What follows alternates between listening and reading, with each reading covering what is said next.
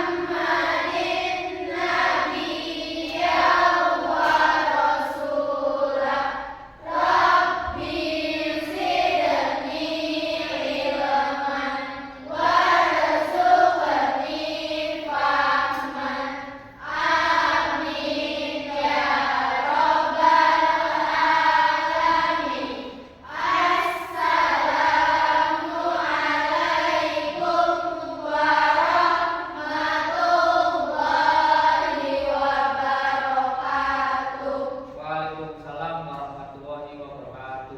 Oke, sebelum kita mulai, silakan kalian cek dulu di kolom di bawah kalian, barangkali ada sampah supaya pembelajaran kita pada hari ini nyaman. So, silakan masing-masing cek kolomnya. Kalau ada sampah, langsung dibuang. Ada? Selanjutnya kita absen dulu, biar tahu bahwa yang hadir siapa, yang tidak hadir. Dan satu-satu ya. Arin, Amanda, Bening, Elsa, Fatima, Maftuha, Siti, Putri, Rosa, Nur Aini, Raya, Tiara, Tiara. Alhamdulillah hadir semua ya. Sebelum kita mulai, mari kita sama-sama menyanyikan lagu nasional.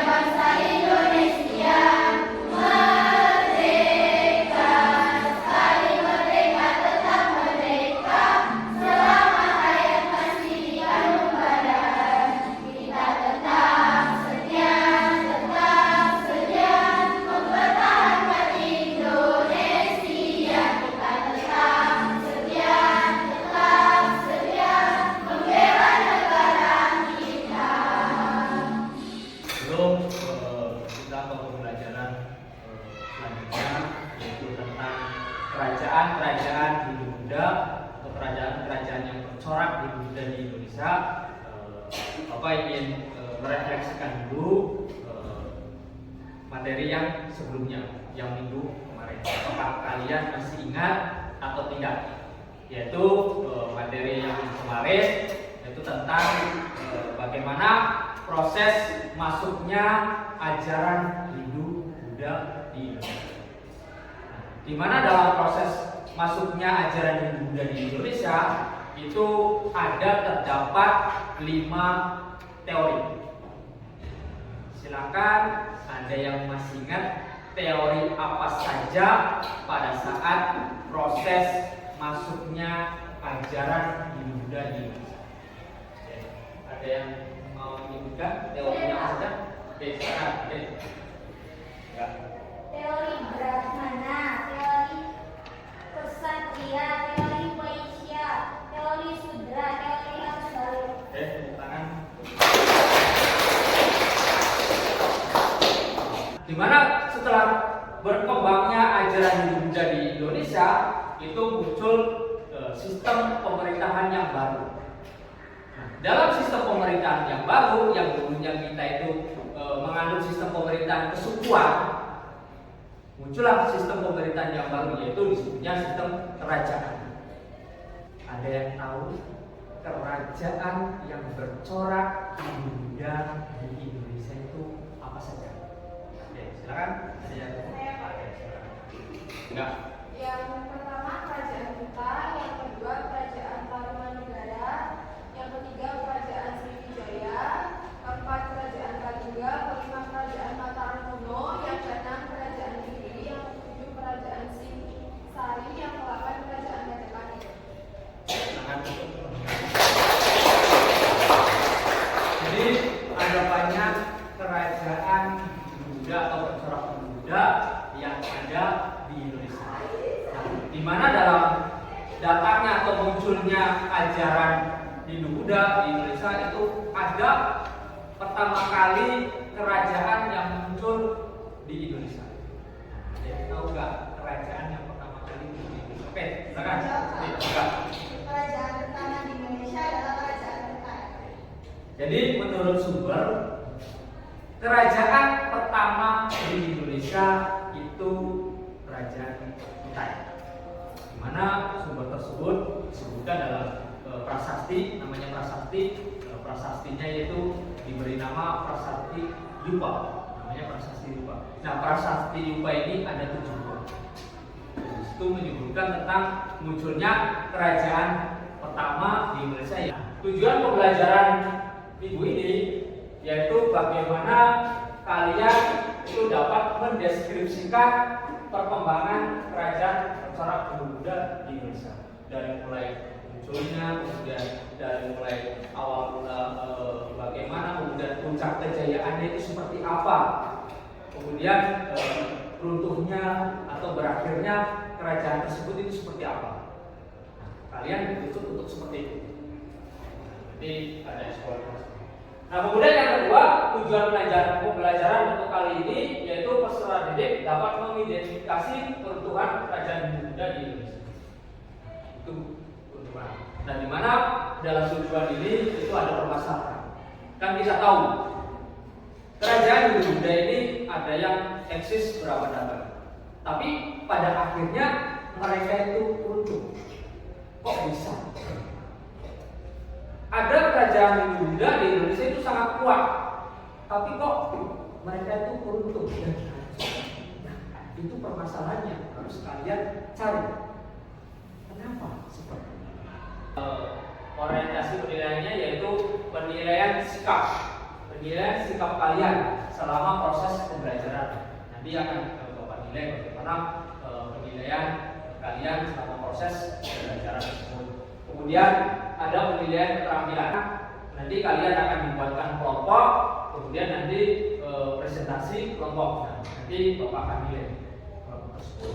Nah, kemudian yang ketiga penilaian pengetahuan, yaitu di mana di akhir nanti ada penugasan dan tes tertulis.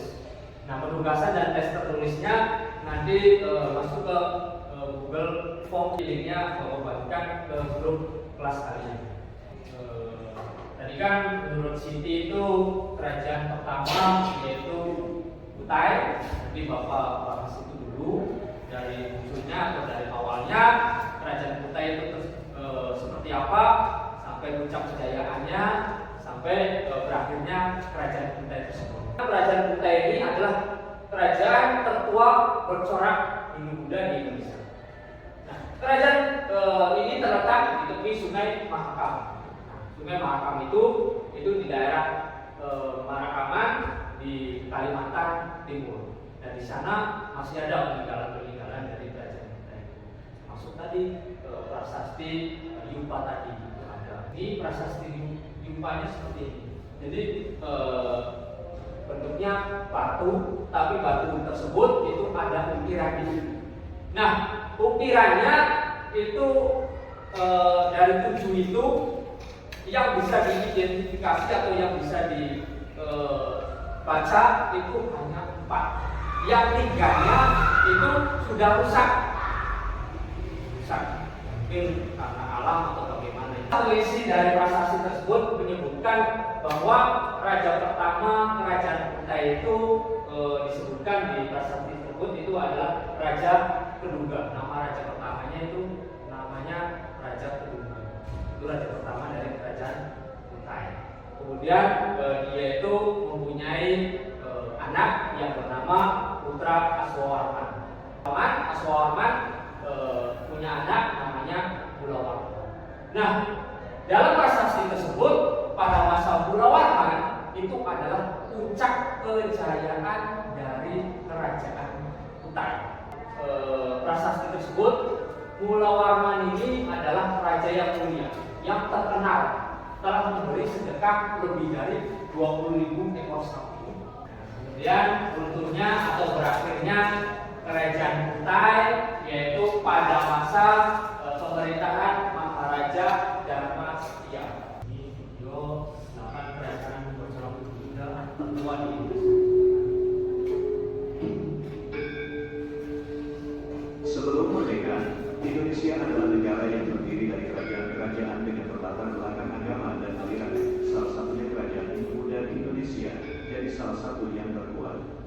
Jauh sebelum Indonesia merdeka dan sebelum adanya kerajaan-kerajaan Islam, terdapat sejumlah kerajaan Hindu-Buddha yang berada di Nusantara. Mempelajari kerajaan Hindu-Buddha di Indonesia sangat penting untuk pengetahuan sejarah masa lalu. Sampai di sini ada pertanyaan? Oke, kalau nggak ada, kita langsung saja dibuatkan kelompok di mana di sini ada problem atau permasalahan. Nah, permasalahannya yaitu dituangkan dalam 3 pertanyaan. Di situ ada 3 pertanyaan. Ini di sini, ada 3 pertanyaan dalam LKPD lembar kerja peserta didik kelompok. Di sini ada 3 pertanyaan atau ada 3 permasalahan. Nanti kalian akan atau harus menjawab pertanyaan-pertanyaan tersebut, mencari jawaban dari pertanyaan tersebut. Silakan kalian berunding dengan kelompoknya, kalian pilih ke 8 kerajaan tersebut. Apa yang menurut kalian yang mudah atau yang tahu atau yang sudah pernah mengkaji tentang kerajaan tersebut. Silakan diberikan dulu. Nanti Bapak kasih waktu 1 menit. Oke, untuk kelompok 1 hasilnya kerajaan apa? Sriwijaya, Pak. Sriwijaya. Untuk kelompok 2 Majapahit. Oke, sedangkan untuk kelompok 3 Mataram Kuno. di LKPD-nya nanti kalian jawab. LKPD ini nanti Bapak bagikan ke masing-masing kelompok. Kemudian nanti Bapak beri waktu 15 menit. Silakan kalian jawab dari permasalahan ini. Tadi apa? Sriwijaya, Pak. Oke, ini Majapahit. Kemudian ini. Nah, ada tugas tambahan lagi untuk kalian. Nah, tugas tambahannya yaitu menyimpulkan dari kerajaan-kerajaan tersebut. Misal contoh kerajaan Sriwijaya, kalian simpulkan dan dibuat produknya. Produknya yaitu bisa menggunakan infografis atau menggunakan PowerPoint. Kerjakan tugasnya, nanti ada beberapa orang buka Canva, aplikasi Canva apa, kemudian kalian kerjakan. Oke, silakan pegang.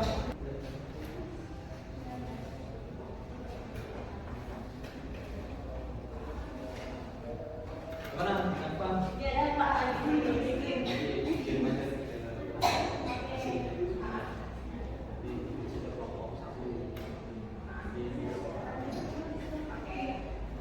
Bagaimana ini kelompok berdua? Kerjain itu problemnya, silakan. Ini gimana kelompok 3? Enggak, nampaknya ini. Ya Pak. Sebelum kita akan mempresentasikan hasil kerja kalian, kita speaking dulu. Ice breakingnya yaitu bernapas dengan santai. Kalian berdiri. Dan nanti kalian ikuti kata-kata Bapak. Harus bisa tarik nafas. Nanti kalian harus tarik dan keluarkan pelan-pelan. Tarik nafas lagi. Nah, kemudian nanti yang ketiga kalinya itu ditahan, kemudian keluarkan. Bapak instruksikan untuk tarik nafas, kemudian keluarkan, tarik nafas lagi sedalam-dalamnya, lebih dalam lagi, keluarkan, tarik nafas lagi. Ayo, lebih dalam lagi. Keluarkan. Oke, sekali lagi. Tarik nafas lagi. Tarik. Lebih dalam, tarik. Tahan. Jangan sampai keluar dari belakang. Keluarkan dengan bersuara. Oke, terima kasih. Tepuk tangan untuk kita. Sriwijaya Faktor apa saja yang menyebabkan kerajaan Sriwijaya mengalami kemajuan? Yang pertama, letak geografis yang strategis. Sriwijaya terletak di jalur perdagangan utama antara India dan Cina, yaitu di Selat Malaka dan Selat Bangka. Posisi ini sangat menentukan karena semua kapal yang melewati kedua dan selat tersebut harus melewati wilayah kawasan Sriwijaya, sehingga memungkinkan mereka untuk mengendalikan dan memungut pajak atas perdagangan yang melintas. Assalamualaikum warahmatullahi wabarakatuh. Waalaikumsalam warahmatullahi wabarakatuh. Kami dari kelompok 1 ingin mempresentasikan tentang kerajaan Sriwijaya. Yang pertama, bagaimana sistem pemerintahan kerajaan Sriwijaya. Kerajaan Sriwijaya yang berkembang antara abad ke-7 hingga ke-13 Masehi dikenal sebagai kerajaan maritim yang mendominasi jalur perdagangan di Asia Tenggara. Sistem pemerintahan Sriwijaya memiliki struktur yang unik dan kompleks yang berperan penting dalam mempertahankan kekuasaan selama berabad-abad. Kerajaan Sriwijaya menerapkan sistem pemerintahan yang disebut kedatuan yang berasal dari kata datu, berarti pemimpin atau orang yang dihormati. Mengapa kerajaan Sriwijaya tidak mampu bertahan dan eksis di muka bumi ini? Setelah beberapa abad berkuasa, kerajaan Sriwijaya mulai mengalami kemunduran pada abad ke-11 dan akhirnya runtuh pada abad ke-12. Kerajaan Sriwijaya runtuh karena kombinasi berbagai faktor, baik internal maupun eksternal. 1. Melemahnya kepemimpinan setelah masa pemerintah Raja Belaputradewa. Kerajaan Sriwijaya tidak memiliki pemimpin yang kuat dan cekap untuk mengatasi tantangan yang menyebabkan ketidakstabilan dan pemberontakan. 2. Perubahan kondisi geografis seperti pendangkalan sungai Musi dan mundurnya garis pantai juga berdampak negatif pada perdagangan dan perekonomian kerajaan.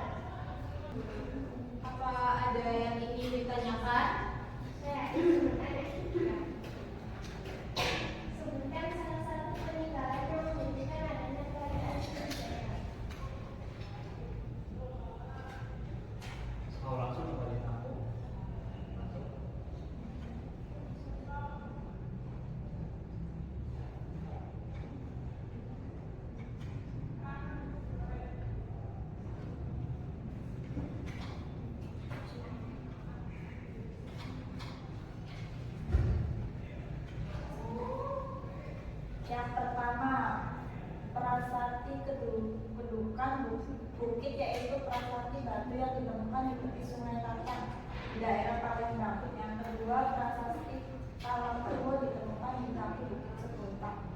Yang ketiga, Candi Muara Jambi terletak di Kecamatan Muara Sebo, Kabupaten Muara Jambi, Provinsi Jambi. Ditanyakan lagi. Selama kerajaan Sriwijaya dalam pemerintahannya menganut sistem kedaulatan.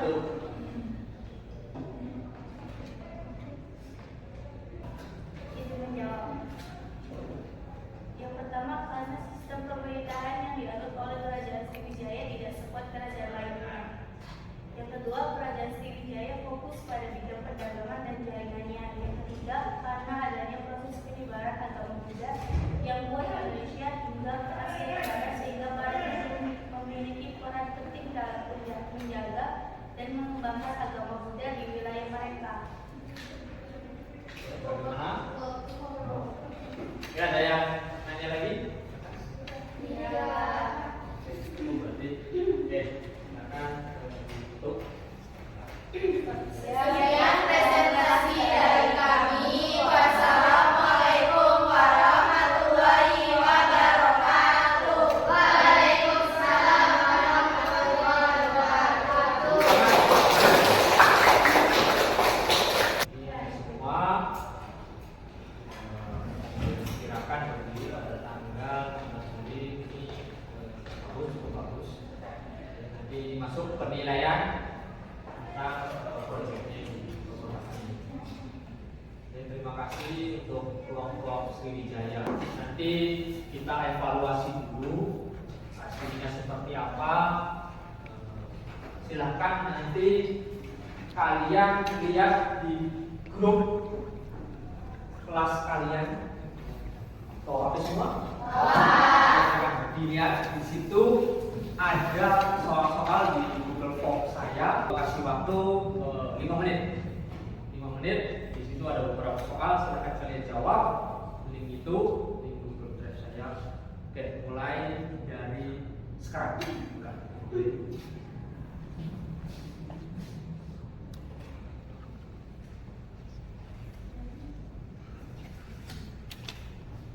Ini kalau sudah saya akan menyimpulkan pembelajaran sebelumnya kita speaking supaya tetap semangat lagi. Oke, silakan berdiri. Menunya nggak terlalu ini. Oke, ya lagi aja pegangan. Silakan pegang pundak teman kalian. Oke, silakan pijet teman kalian. Pundaknya dulu, pundaknya dulu. Pijet, ayo, pijet. Yang relax, ayo. Ayo, silakan pijet dulu. Silakan pijet. Kepalanya pijet.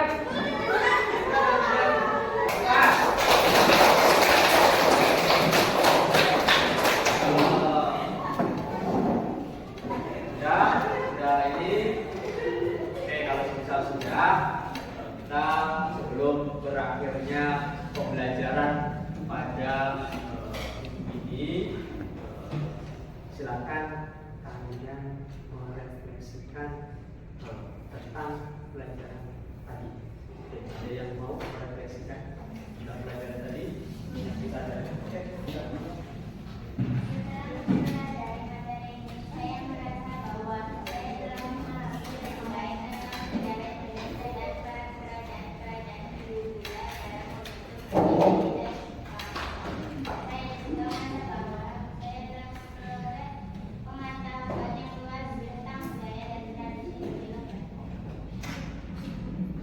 Terima kasih.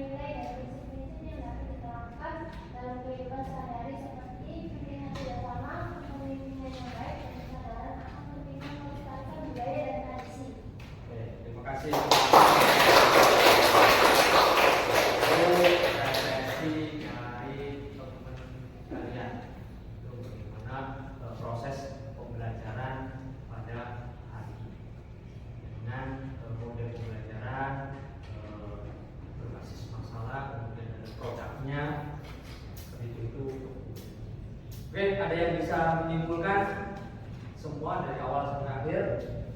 Dah. Oke, silakan bisa. Setelah mempelajari materi tentang kerajaan-kerajaan Hindu Buddha di Indonesia, saya dapat menyimpulkan bahwa kerajaan-kerajaan tersebut memiliki peran penting dalam sejarah Indonesia. Kerajaan Brunei, Tarumanegara, Sriwijaya, Majapahit, dan Mataram kuno adalah beberapa contoh kerajaan yang pernah terdiri dan memberikan kontribusi besar dalam perkembangan budaya, politik, dan ekonomi di Indonesia. Oke, terima kasih Hasan. Ada lagi untuk menyimpulkan dari tadi? Ada? Oke, jadi kesimpulan dari materi tadi di mana kerajaan-kerajaan yang ada di Indonesia itu semuanya besar, itu kerajaan besar semua. Tapi pada akhirnya mereka itu runtuh atau nah sekarang kan kita banyak peninggalan mereka atau peninggalan dari kerajaan Hindu Buddha. Misal contohnya Candi Borobudur, Candi Prambanan, Menyulut, Gedong Songo, dan aksa yang lain. Nah, kita sebagai generasi selanjutnya, generasi penerus, kita harus menjaga warisan sejarah budaya sama. Itu adalah identitas kita, bahwa dulu itu ada loh kerajaan Hindu Buddha di Indonesia. Kalau yang mau berkunjung maka silakan. Kalau mau melihat Candi Borobudur, Candi Prambanan ada di Jawa Tengah. Itu peninggalan kerajaan Mataram kuno. Itu ada dinasti Sailendra dan dinasti Sanjaya. Materi selanjutnya yaitu tentang akulturasi kebudayaan. Ada yang tahu apa itu akulturasi kebudayaan? Belum? Ya, nanti kita pelajari minggu depan. Oke, sebelum selesai silakan